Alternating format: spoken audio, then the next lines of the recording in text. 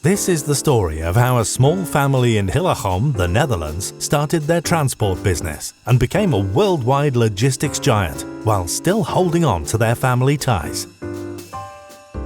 The story begins in 1920, when the recently married Jacobus and Greta Den Hartogh open a small grocer's shop in Hillegom. The grocer's life turns out to be not what Jacobus is looking for. He clearly has other plans. He buys a birdskip, an inland cargo ship, which is quite a daring investment. This starts his transport business. Shipping sugar, flour and flower bulbs keeps his growing family well supported and allows them to buy a Ford Model T. When eldest son Anton turns 13, he starts working for his father. 6 years later, he's followed by youngest son Klaus Peter, who we now just call Pete, who is then also 13. The Second World War breaks out. Difficult times.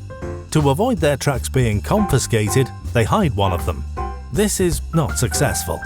Support from the Dutch government comes in the form of a gift of 2 old military trucks. Business goes on, life goes on. Anton marries Johanna Leisha and their first child is born, Jacobus. Pete also falls in love, marries Anna, and they have a daughter, Grietje.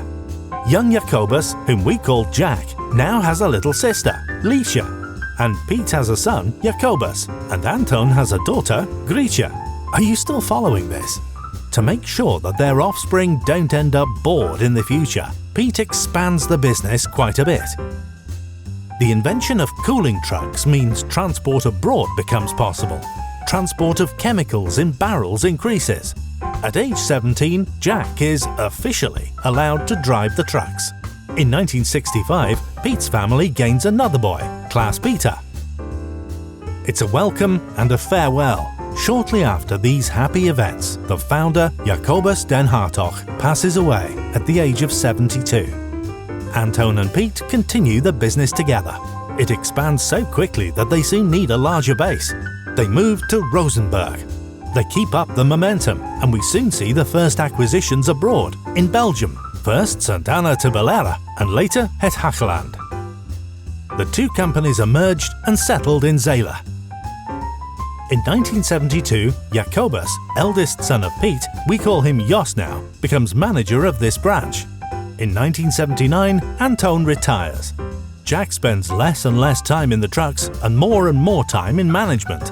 Pete's youngest son, Klaus Peter, known to us as Peter, has inherited his father's name as well as his talents.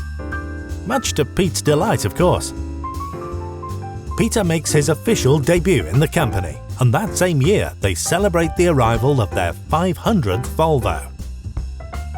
Anton is still regularly to be found at the office, dispensing good advice. But in 1992, unfortunately, Anton leaves the company for good at age 72. Jack, Pete and Peter keep going, always keeping Anton's good counsel in mind. The company expands further into Germany and France. New autonomous companies are started in Poland and Hungary. Back in the Netherlands, things keep moving forward as well. The acquisition of Eurovos in 2001 adds an important branch in Os. Jos decides to leave the company, while Pete, Jack and Peter set their sights on gas transport. The acquisition of STCD gives oxygen to grow. To manage the growth and the size of the company in a more formal way, the board of directors is established in 2006. The gas division is strengthened by the purchase of Yanigas, and the acquisition of Exstar Rotterdam opens the door to Russia. More countries, more people. There's plenty of focus on culture and young talent. Each year, young, talented employees are plucked from the work floor and offered extra chances to develop their talents. In 2010, we must say goodbye to boss Pete at age 84, who never really stopped working for his company. That same year, Jack decides to start enjoying his pension. Den Hartogh is not Den Hartogh without movement. In 2011, the global organization begins, with branches in Le Havre, Houston, Singapore, Dubai, Shanghai, and 2013, the head office needs a more strategic location. On to Rotterdam. New view, new perspectives, new challenges. There has always been growth, but 200% in one go.